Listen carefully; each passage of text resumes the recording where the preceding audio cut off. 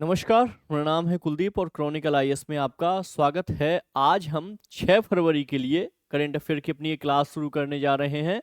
तो सब लोग जुड़ जाइए। एक बार इस क्लास से पहले लाइक शेयर सब्सक्राइब जरूर कर दीजिएगा, क्योंकि ये क्लास आपकी डेली चलती है और ये आपका बिल्कुल हमारा इनिशिएटिव है क्रॉनिकल आईएएस का कि आपको डेली करंट अफेयर आपका दुरुस्त हो जाए, वो भी मात्र 30 मिनट के अंदर। तो काफ़ी अच्छी पहल है ये और आप इसका फ़ायदा ज़रूर उठाइए। लास्ट में मैंने कल एक आपको प्रश्न भी दिया था, किसी कुछ लोग कमेंट ज़रूर किया करिए, क्योंकि इससे क्या है, आपका रिवीजन होगा। आपको फ़ायदा ये होगा कि आप पुरानी चीज़ें रिकॉल कर पाएंगे, आपको अपनी क्षमताओं का पता चलेगा। ठीक है, तो चलिए आज की हम क्लास शुरू करते हैं। काफ़ी अच्छी खबरें हैं हमारे पास। आज की पहली खबर है हमारी, हाल ही में कोलंबो के गंगा रामया मंदिर में पवित्र देवनी मोरी अवशेषों की प्रदर्शनी का उद्घाटन किया गया। यह अवशेष किस धर्म से संबंधित है? तो ये घटना है 5 फरवरी की। तो बताइए जरा इसका क्या है इसका सही जवाब। काफी अच्छा प्रश्न है। एक्चुअली में देखिए, ये जो प्रश्न है, अगर आप इसे थोड़ा सा करीब से देखेंगे तो आपको कुछ नई बातें समझ में आएंगी। अगर आपने दिसंबर में हमारी क्लास दिसंबर से ले रहे होंगे, तो हमने अभी कुछ दिनों पहले पिपर हवा अवशेषों की बात की थी, जिनकी प्रदर्शनी की गई थी हाल ही में। पिपर हवा अवशेष थाईलैंड से भारत लाए गए थे। तो पिपरहवा अवशेष किससे संबंधित थे? ये संबंधित है बौद्ध धर्म से। पिपरहवा कहाँ है? ये जम्मू कश्मीर का एक क्षेत्र है। कुषाण साम्राज्य का एरिया रहा था कभी। कुषाण साम्राज्य के काल में महायान धर्म का प्रचार हुआ था, जो बौद्ध धर्म का एक सेक्ट है। तो इस तरीके से पिपरहवा अवशेष चर्चा में थे। काफी इंपॉर्टेंट है पिपरहवा अवशेष, याद रखिएगा। अब ये अवशेष भी आपके लिए इंपॉर्टेंट है, क्योंकि ये भी लगातार चर्चा में है। इसके पहले थाईलैंड, सिंगापुर, मंगोलिया और भी कुछ राष्ट्रों में इन अवशेषों को कई बार इनकी प्रदर्शनी हो चुकी है। क्या है ये अवशेष? इसकी हम अभी बात करते हैं। पहले इसकी बात कर लेते हैं प्रश्न की। कोलंबो के गंगारामया मंदिर, एक्चुअली में ये मैं आपको बता देता हूँ, इसका सही जवाब पहले बता देता हूँ। ये बौद्ध धर्म से संबंधित है। जो आपके ये अवशेष हैं, देवनी मोरी अवशेष, ये बौद्ध धर्म से संबंधित है। इसमें क्या है, कुल मिला के गुजरात का एक इलाका है देवनी मोरी। गुजरात का अरावली जिला है, तो वहाँ पे स्थान पाया जाता है। तो 1957 में यहाँ पर जब खुदाई की गई थी, तो यहाँ पर कुछ अवशेष मिले थे बौद्ध धर्म से संबंधित। तब से ये जो आपके देवनी मोरी अवशेष हैं, काफ़ी इंपॉर्टेंट है। कई सारे देशों में ले जाए जा चुके हैं। ऐसा माना जाता है ये अवशेष मौर्य काल के हैं, जब बौद्ध धर्म अपना पीक पकड़ रहा था। तो मौर्य काल के अवशेष हैं। इसमें क्या क्या अवशेष हमें मिले हैं पहले हम देख लेते हैं एक बार, थोड़ा सा आसान हो जाएगा हमें आगे की कहानी समझना। ये अवशेष हमें मिले हैं, देखिए देवनी मोरी में। ये एक हमें एक यहाँ पे इसमें जो ब्राह्मी लिपि में इसमें कुछ लिखा हुआ है, लेख लिखा हुआ है, और ये डब्बा है। इसके अलावा ये बॉक्स है एक, और इसके अलावा ये बोतल भी मिली हुई है। तो ये 3 अवशेष मिले थे जिसमें हमें बौद्ध धर्म के बारे में जानकारी मिलती है। आइए हम वापस चलते हैं यहाँ पर। तो ये बौद्ध धर्म से संबंधित है, याद रहेगा आपको। गंगा रामया मंदिर क्या है? ये दरअसल 19वीं सदी का श्रीलंका की राजधानी जो कोलंबो है, वहां से जुड़ा हुआ एक मंदिर है। ये गंगा रामया मंदिर किससे संबंधित है? ये थेरवाद संप्रदाय संबंधित है, बौद्ध धर्म का थेरवाद संप्रदाय, याद रखिएगा। एक्चुअली में आप बौद्ध धर्म के बारे में जानते होंगे। बौद्ध धर्म, भगवान बुद्ध के बाद पहले क्या हुआ, हीनयान आया। हीनयान एक्चुअली में ये शब्द ना आमतौर पर चलने वाला शब्द है, ये सही शब्द नहीं है। इस जगह आप थेरवाद शब्द का इस्तेमाल समझिए। थेरवाद एक्चुअली में जो मूल शब्द है वो थेरवाद ही है, लेकिन फिर उसमें हम हीनयान शब्द का प्रयोग करने लगे हैं। हीन चूंकि यहाँ पे उपसर्ग लगा हुआ है, तो इसे सही नहीं माना जाता है। जो हीनयान में जो एक्चुअल में जो सेक्ट था, जो परंपराएं मानी जाती थी, वही परंपराएं थेरवाद में है। फिर इसके बाद महायान आया कुषाण काल में, और इसके बाद वज्रयान आ गया गुप्त काल के आसपास। ठीक है, तो ये 3 सेक्ट हैं बौद्ध धर्म के मुख्य। तो ये थेरवाद का मंदिर है आपका गंगा रामया मंदिर, कोलंबो। चूंकि आप जानते हैं बौद्ध धर्म कई सारे देशों में बाद में फैला, तो जिसमें श्रीलंका भी शामिल है। तो ये आप सारे पॉइंट याद रखेंगे, अच्छे हैं, आपके लिए काम के हैं। आइए अब कुछ और बात कर लेते हैं हम, क्योंकि इसके साथ हमें कुछ और बात भी करनी है। आप जानते हैं अभी मोदी जी ने, आपने ये देखा श्रीलंका का केस देखा। श्रीलंका के जो राष्ट्रपति हैं, इन्होंने उसकी प्रदर्शनी का उद्घाटन किया, मोदी जी ने उनको बधाई दी। इसके पहले हमने प्रपर हवा अवशेषों की आपसे बात की, ठीक है। इनको थाईलैंड से लाया गया था एक्चुअली में। ये अवशेष किसी कारणवश थाईलैंड पहुंच गए थे। इसकी कहानी स्टार्ट होती है 19वीं सदी में। तो थाईलैंड से वापस ये अवशेष पेपर हवा भारत लाए गए हैं। काफी प्रयास किया गया मोदी सरकार के द्वारा। तो आप अगर ये देखें, इसके अलावा ये देखें कि हम पिछले 12-13 साल से बौद्ध धर्म को लगातार लेकर काफी आशान्वित हैं, उनको हम प्रसार करने का कारण कर रहे हैं। कारण क्या है? क्योंकि भारत की जीडीपी का आप ये समझिए, ये हो क्यों रहा है। आप जो अवशेष अगर हम किसी देश में भेज रहे हैं प्रदर्शनी के लिए, या फिर हम अपना उल्लेख कर रहे हैं कि लाइक हमारे यहाँ पे आइए, हमारे यहाँ पे बौद्ध सर्किट आपको मिलेगा देखने के लिए, इसलिए कर रहे हैं क्योंकि 2024 का डेटा है जीडीपी का 5.22% या फिर 5.5% जीडीपी का यात्रा जो ट्रेवल है और टूरिज्म है प्लस पर्यटन टूरिज्म, इसके माध्यम से हमें प्राप्त हुआ है। तो सरकार लगातार क्या चाह रही है कि धार्मिक पर्यटन है जो रिलीजियस पर्यटन है, इसको मुख्य स्रोत बनाया जा सकता है। इसके माध्यम से क्या होगा, हमारी जीडीपी पे अच्छा असर पड़ेगा। जो राजकोष है इसको भी बेहतर किया जा सकता है। एक और पॉइंट है आपके लिए जो बताना बहुत इंपॉर्टेंट है, चूंकि हम बौद्ध सर्किट की यहाँ पे बात कर रहे हैं। तो इस साल का जो बजट आया हुआ है 2026 से 27 का, इसमें सरकार ने एक घोषणा की है, एक पहल की। इस पहल का नाम है बौद्ध सर्किट। आप जानते हैं बौद्ध सर्किट ये कहाँ कहाँ फैला हुआ है। एग्जाम में सीधे प्रश्न आ सकते हैं यहाँ से बौद्ध सर्किट से, याद रखिएगा। ये कहाँ पे है? ये नॉर्थ ईस्ट के 5 राज्यों को कवर करता है। कितने? 5 राज्यों को कवर करता है। 7 सिस्टर को कवर नहीं करता है। इसमें असम हो जाएगा, मणिपुर हो जाएगा, अरुणाचल हो जाएगा, सिक्किम हो जाएगा। तो इस तरीके से ये कुल मिला के 5 राज्यों को कवर करता है। ये बात आपको याद होनी चाहिए, यहां से एग्जाम में एक प्रश्न बन सकता है। ये पॉइंट इंपॉर्टेंट है, ठीक है। इसके अलावा सरकार ने कहा है हम 4000 ई बसें भी चलाएंगे, ईवी भी चलाएंगे, इलेक्ट्रिक बसें भी चलाएंगे, ताकि जो हमारे अतिथि आते हैं उनको बौद्ध सर्किट के माध्यम से जोड़ा जा सके। नॉर्थ ईस्ट को ही क्यों चुना? क्योंकि नॉर्थ ईस्ट बौद्ध धर्म का बड़ा गढ़ रहा है। अगर आप अरुणाचल प्रदेश जाएंगे तो आपको एशिया का सबसे बड़ा मठ देखने को मिलेगा, तवांग मठ। तो इस तरीके से कुल मिला के ये हमारा पॉइंट हो गया, बजट का पॉइंट, करेंट अफेयर का पॉइंट हो गया बजट का। यहाँ पे हमने थोड़ा सा बात कर ली, पीछे की बात कर ली यहाँ पे हमने, और ये हमने बात कर ली आर्थिक पॉइंट ऑफ व्यू से, इकोनॉमी के पॉइंट ऑफ व्यू से, ठीक है। और यहाँ पे हमने ऑलरेडी बात कर ली है जो करेंट का आज का मुद्दा है। तो प्रश्न बनने की संभावना सबसे ज्यादा बजट से रहेगी। जो बौद्ध सर्किट स्टार्ट किया है 5 राज्यों में स्टार्ट किया है, याद रखिएगा, असम, मणिपुर, अरुणाचल, मिजोरम और त्रिपुरा। मिजोरम और त्रिपुरा, मैं अब कीजिएगा, मैं सिक्किम बोला था, सिक्किम नहीं है, मिजोरम और त्रिपुरा है, ठीक है। ये पॉइंट याद रखेंगे।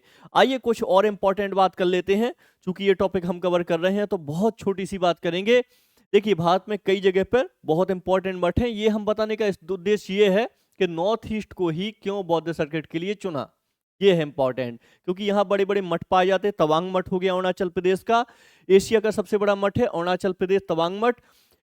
सिक्किम में रूमटेक मठ है यहाँ पे, असम में हयग्रीव माधव मंदिर है यहाँ पे, मणिपुर में ऐतिहासिक बौद्धिक समुदाय यहाँ पे और मंदिर भी हैं बौद्धों के, मिजोरम में सांस्कृतिक विविधता को दर्शाने वाले बौद्ध विरासत स्थल हैं, त्रिपुरा में कालाचंद मंदिर और अन्य विरासत स्थल हैं। इसमें से जो 5 राज्य हैं हम चर्चा कर चुके हैं, ये बौद्ध सर्किट में शामिल होने जा रहे हैं। क्योंकि बौद्ध सर्किट में शामिल होने का एक क्राइटेरिया ये भी, जहाँ पे इंफ्रा होगा वहीं तो आप जो गेस्ट हैं, विदेशी गेस्ट हैं, उनको बुलाओगे। तो अरुणाचल प्रदेश में इंफ्रा है। तो इस तरीके से 5 राज्यों में बौद्ध सर्किट बनाया जा रहा है। आगे बढ़ते हैं, हम नेक्स्ट खबर की बात करते हैं।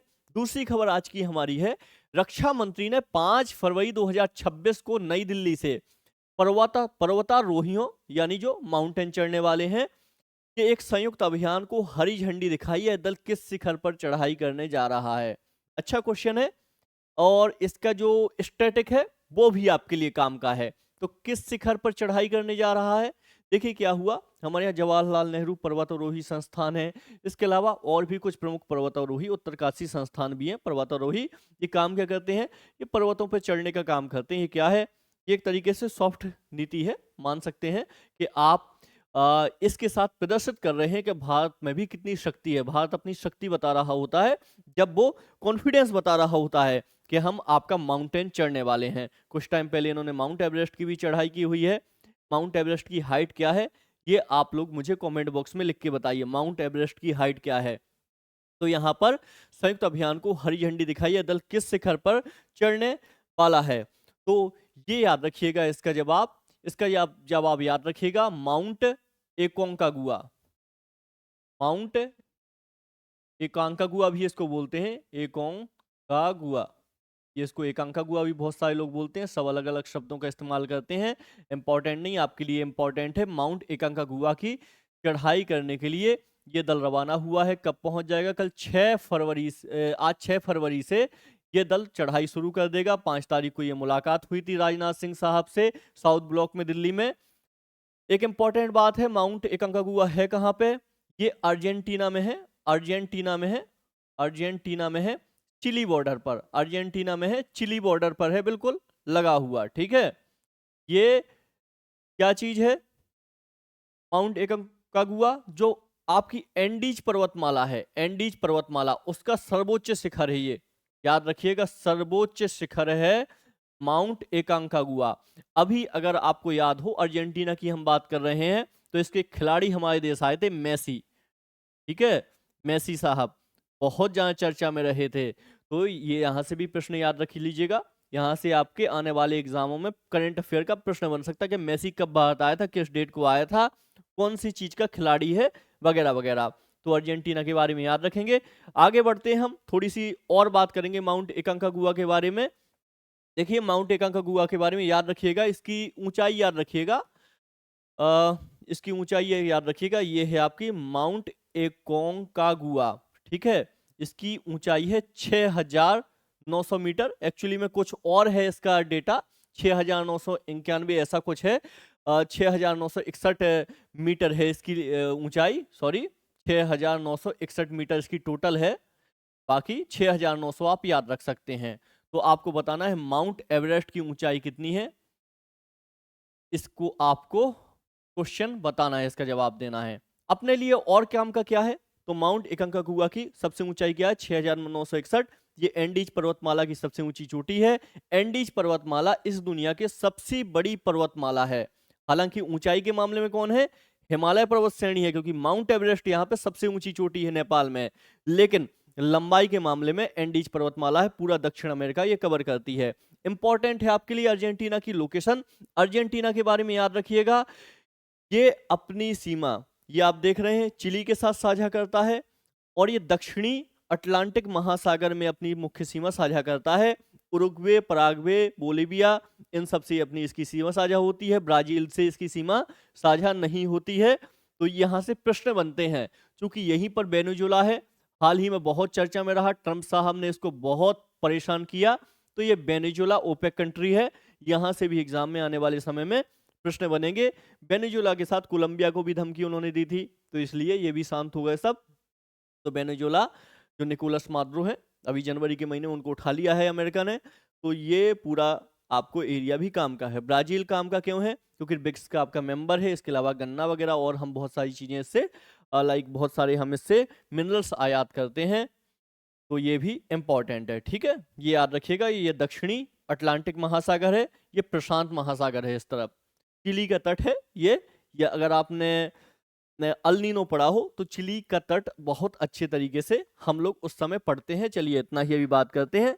देखिए, एक काम की बात ये है, क्योंकि हम ये टॉपिक कवर कर रहे हैं, तो इस टॉपिक में कुछ क्वेश्चन बनते हैं आने वाले एग्जामों में, हमेशा प्रश्न बनते रहते हैं। तो ये प्रश्न एक बार देख लीजिएगा, एशिया के बाहर विश्व की सबसे ऊंची चोटी कौन सी है, इस तरीके से जो बहुत ट्रेडिशनल क्वेश्चन है, ये एग्जाम में आपके अक्सर पूछे जाते होते हैं, जिसमें पंपास वगैरह, अर्जेंटीना किन महासागरों से जुड़ा है, सीमा किन देशों से लगती है, ये सब क्वेश्चन बनते रहते हैं। ठीक है, तो ये आप देख लीजिए इसकी लोकेशन वगैरह। आगे बढ़ते हैं, हम नेक्स्ट खबर की बात करते हैं।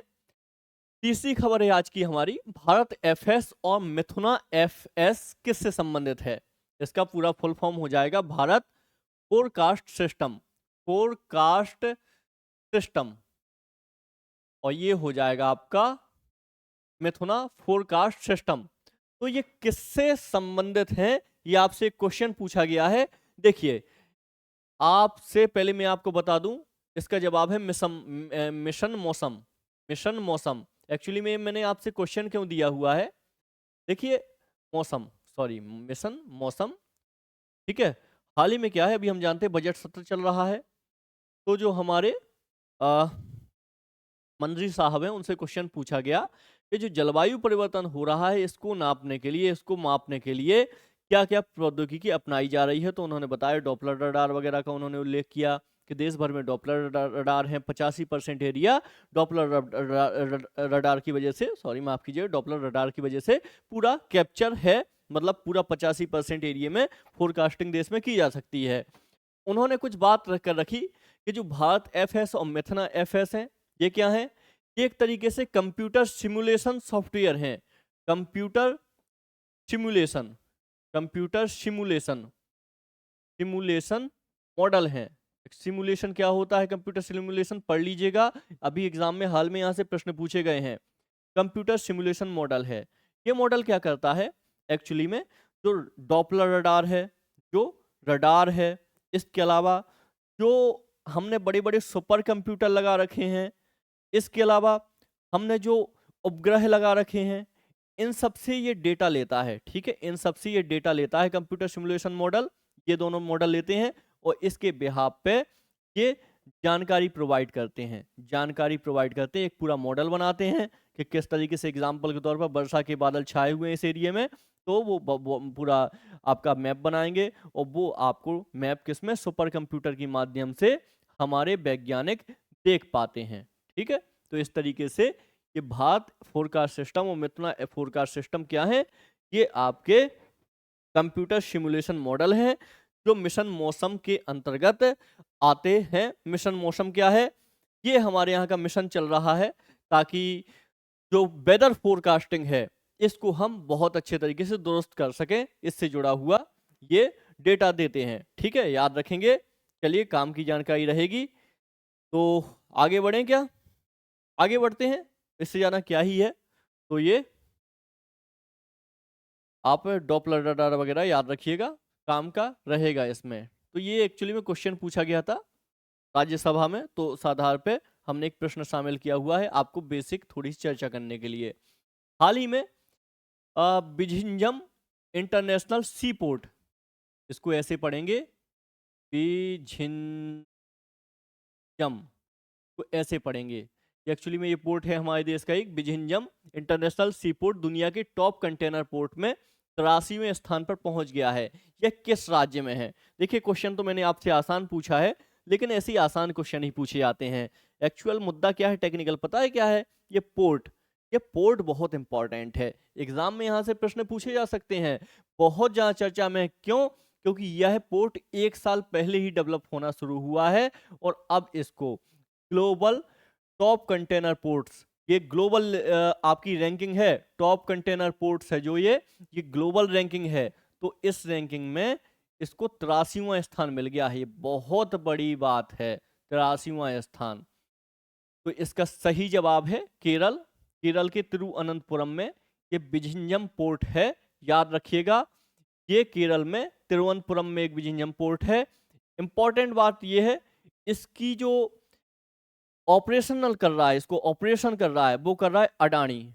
अडानी, अडानी की जो कंपनी है वो इसकी ऑपरेशन कर रहा है इस पोर्ट का 16,000 करोड़ के माध्यम से। ऑब्वियसली अभी तक इस पोर्ट का डेवलपमेंट कर चुका है और टोटल जो बजट है वो 30,000 करोड़ के माध्यम से, 30,000 करोड़ रुपए का इसमें डेवलपमेंट करना है।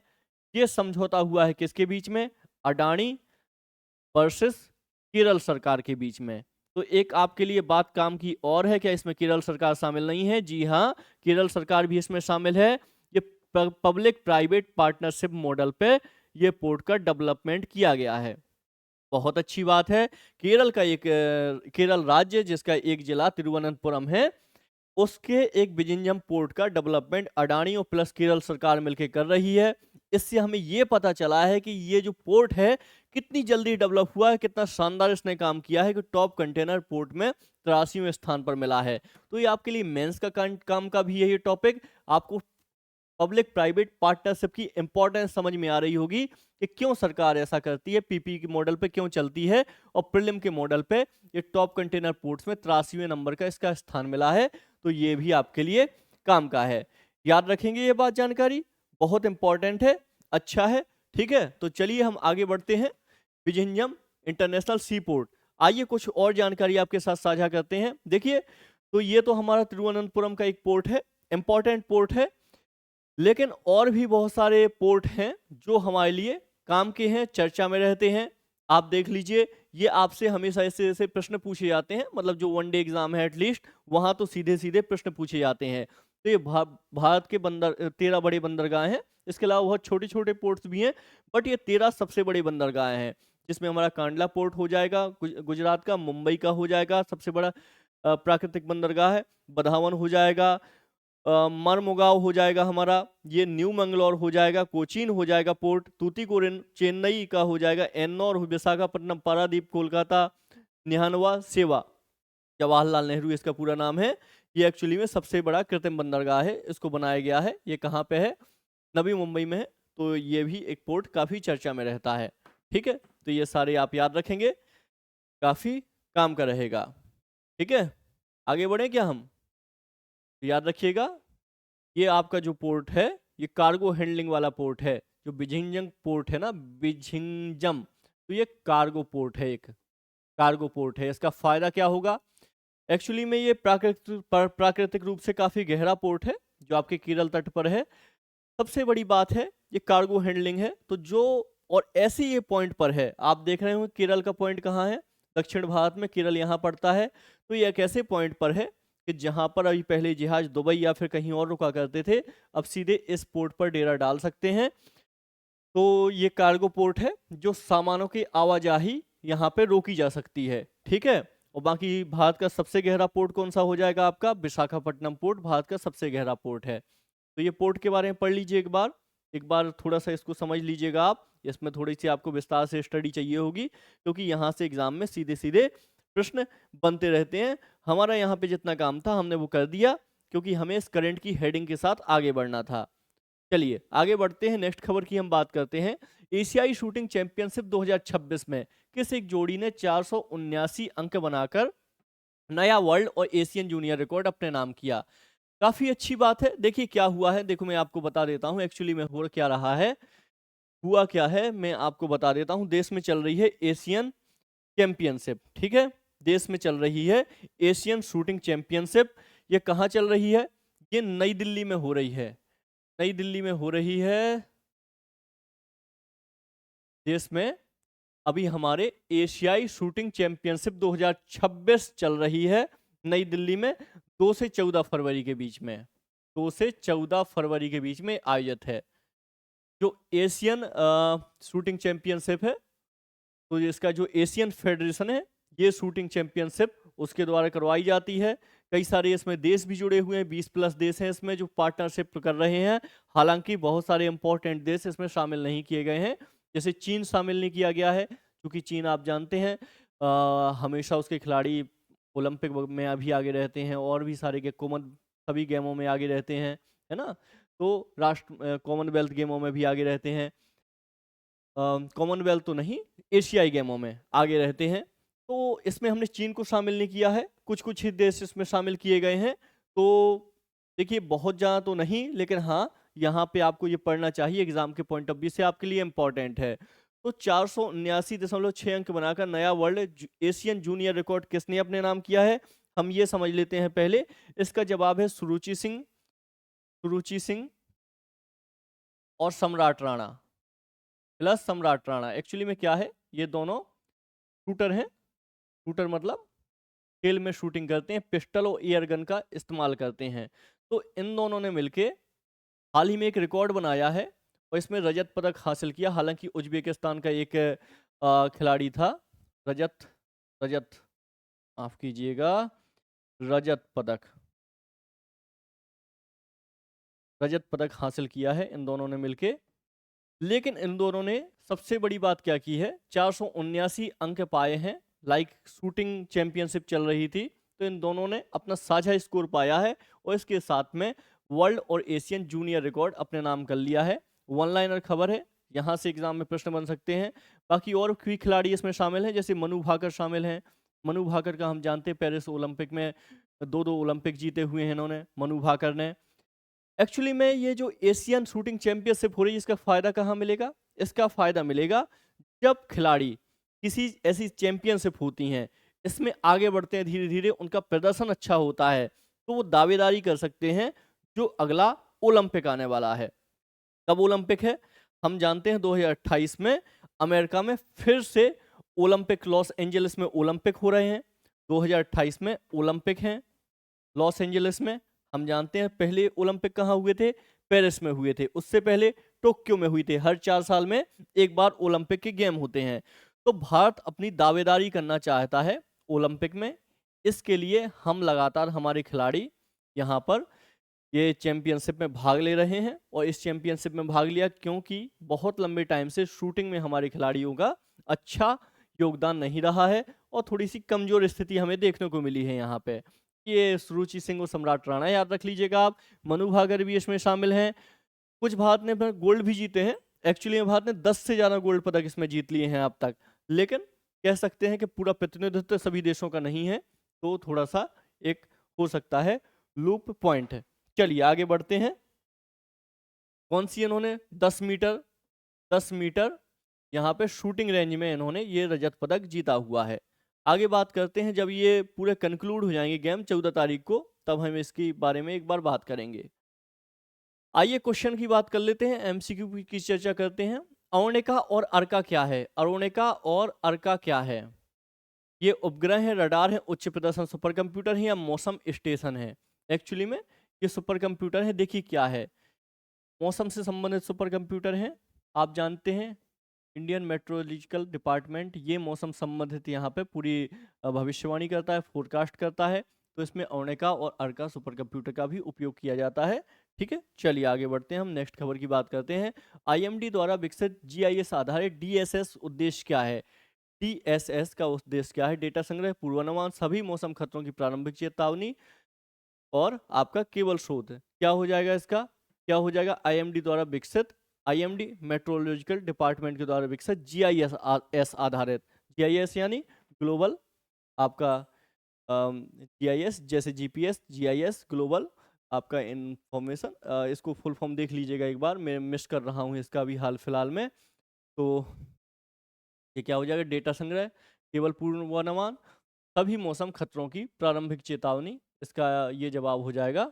ठीक है, चलिए आगे बढ़ते हैं, हम नेक्स्ट क्वेश्चन की हम बात करते हैं।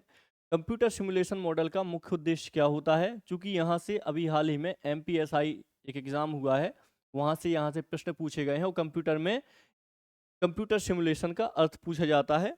तो ऐसे प्रश्न बनते हैं यहाँ पे। इसका जवाब क्या हो जाएगा? डेटा संग्रह, भविष्य की घटनाओं का अनुमान, केवल रिपोर्ट बनाना, उपग्रह नियंत्रण। क्या हो जाएगा इसका जवाब? देखिए भविष्य की घटनाओं का अनुमान बनाना। एक्चुअली में ये मॉडल क्या करते हैं, ये जो कोई घटना होती है उसका 3D डायग्राम बनाते हैं ताकि असली जैसा दिखाई दे। उस आधार पर क्या होते हैं, वैज्ञानिक उसका निरीक्षण करते हैं, उसके लूप होल तलाशते हैं। हालांकि ये नकली डायग्राम होता है, बट इसके जो प्रभाव होते हैं वो असली की तरह होते हैं। लाइक कोई बिजली तड़क रही है तो कैसे तड़केगी, कहाँ पे वो किस तरीके से यहाँ पे आपदा को जन्म दे सकती है, वो सब कंप्यूटर सिमुलेशन मॉडल की मदद से किया जा सकता है। और एक इम्पॉर्टेंट बात है, इसको सुपर कंप्यूटर के साथ जोड़ के प्रभावी तरीके से देखा जा सकता है। आगे बढ़ते हैं, माउंट एकांकागुआ के बारे में सही कथन कौन सा है? माउंट एकांकागुआ एशिया की सबसे ऊंची चोटी है, यूरोप की है, दक्षिण अमेरिका की क्या है, या फिर ये अफ्रीका की सबसे ऊंची चोटी है? इसका सही जवाब है दक्षिण अमेरिका। अभी हम बात कर चुके हैं थोड़ी देर पहले। माउंट एकांकागुआ 6900 मीटर ऊंची चोटी है। ठीक है, और ये एशिया के बाहर की सबसे ऊंची चोटी है। एशिया की सबसे कौन सी है? माउंट एवरेस्ट है। अगर भारत की बात करें तो कंचनजंगा हो जाएगी। ठीक है, चलिए आगे बात करें। क्या ये हो गया आपका माउंट एकांकागुआ 6961 मीटर। ठीक है, आपको बताना है माउंट एवरेस्ट की ऊंचाई कितनी है। ये आपसे मैंने क्वेश्चन पूछ रखा है, ये प्रश्न आपसे पूछा हुआ है। आगे बढ़ते हैं हम। बिझिंजम पोर्ट को किस मॉडल के तहत विकसित किया गया है? बिझिंजम पोर्ट, देखिए ये कुछ विकसित मॉडल होते हैं, ये मतलब डेवलपमेंट करने के कुछ मॉडल होते हैं, जैसे कि आपका बीओटी मॉडल होता है। ये मतलब अवसंरचनाएं डेवलप करने के मॉडल है। इसमें क्या होता है, इसमें सरकारी कंपनी आते हैं, जो कंपनी आती है प्राइवेट, बनाओ और इसको मतलब शुरू कर दो और इसके बाद चलो भागो, मतलब इस मॉडल पे काम करती है। जो ईपीसी मॉडल होता है, ये ईपीसी मॉडल क्या होता है, ये सिर्फ सिर्फ निर्माण करने का काम करती है, सिर्फ और सिर्फ निर्माण करती है, इसके अलावा इसको कोई मतलब नहीं होता। सरकार पैसा दे दे और ये छोड़ देगी, ये बनाओ और यहाँ पे चलाओ और सौंप दो और ये बाहर निकल जाती है बीओटी मॉडल में। ट्रिपल पी मॉडल में क्या होता है, जो गवर्नमेंट है, सरकार है, प्लस जो प्राइवेट कंपनी है, ये साथ में मिलकर पार्टनरशिप करती है और जो घाटे होते हैं या फिर जो रिस्क होते हैं दोनों मिलकर उठाती हैं। और जो एचएएम मॉडल होता है, ये एचएएम में क्या होता है, एचएएम मॉडल में क्या होता है, जो सरकार है और जो प्राइवेट पार्टनर है, ये पार्टनरशिप करते हैं पैसे की, फायदे की। तो 40% इसमें गवर्नमेंट शामिल होती है और 60% इसका रिस्क या फायदा या घाटा या फिर खर्चा प्राइवेट पार्टनर उठाता है। तो ये कुछ अवसंरचना डेवलपमेंट करने के मॉडल हैं, आपने पढ़े होंगे इकोनॉमिक्स में। चलिए आगे बढ़ते हैं हम। 2026 के बाद अगला ओलंपिक कहाँ आयोजित होगा, इसके बारे में हम अभी थोड़ी देर पहले बात कर चुके हैं। ये लॉस एंजलिस में आयोजित होने वाला है 2028 में। ठीक है, 2028 में लॉस एंजलिस में आयोजित होगा। ये 2024 में पेरिस में ऑलरेडी हो चुका है, 2020 में टोक्यो में हो चुका है और फिर ये 2032 में जाएगा ब्रिस्बेन में। ठीक है, इस तरीके से ये आपके ओलंपिक आयोजित होने हैं आने वाले समय में। एक और हमारा, चलिए अब हमारा कोई प्रश्न नहीं है, आपसे एक क्वेश्चन पूछ लेता हूं मैं। पहला प्रश्न आपका ये रहेगा, माउंट एवरेस्ट की आपको हाइट बतानी है, कितनी हाइट है इसकी, ताकि थोड़ा सा आपका रिवीजन हो सके इसके माध्यम से। और चूंकि एक बड़ी बात है, माउंट एवरेस्ट की हाइट में अपने आप में बदलाव आ रहा है धीरे धीरे, तो इसलिए चर्चा में भी है माउंट एवरेस्ट, याद रखिएगा। दूसरा, खेलों पे हम बात कर लेते हैं। तो खेलों पे हम बात कर लेते हैं, 2026-27 का जो बजट आया है, इसमें खेलों संबंधी क्या प्रावधान है, इनको भी एक बार आपको देखना है और कौन कौन सी नई योजनाएं लाई गई हैं, ये भी आपको कमेंट बॉक्स में बताना है। ठीक है, तो ये हमें 2 सवालों का आप जवाब जरूर दीजिएगा। तो फिर आज के लिए इतना ही, मिलते हैं आपसे कल फिर से 7 AM पर। अगर सेशन पसंद आए तो कृपया करके लाइक से सब्सक्राइब जरूर कर दीजिएगा। देखिए कई बार क्या होता है, कोई कोई खबर होती है बहुत ज़्यादा इंपॉर्टेंस नहीं होती है, तो उसको वेटेज कम दिया जाता है, उसकी चर्चा कम की जाती है, आवश्यकता नहीं होती है। जो खबर इंपॉर्टेंट है उन पर वेटेज ज़्यादा देना पड़ता है। तो अगर किसी खबर की कम चर्चा हुई है तो उसको ये मत समझिए कि यूं ही है, आवश्यकता नहीं है। आप पढ़िए, यहाँ से प्रश्न बाहर नहीं जाएगा, जो बताया है प्रश्न सिर्फ वहीं से आएगा। हर दिन कुछ खबरें होती हैं, 2-3 खबरें मुख्य होती हैं, इंपॉर्टेंट होती हैं, बाकी खबरें सेकेंडरी, टर्सरी, फोर्थ इस तरीके से आगे बढ़ती हैं। तो आप बस पढ़िए कॉन्फिडेंस के साथ, हम आपके साथ में हैं। 10 साल भर का करंट अफेयर हम तैयार करेंगे इसी तरीके से रोज के माध्यम से। ठीक है, चलिए आज के लिए इतना ही। लाइक से सब्सक्राइब जरूर कर दीजिएगा सेशन को। धन्यवाद।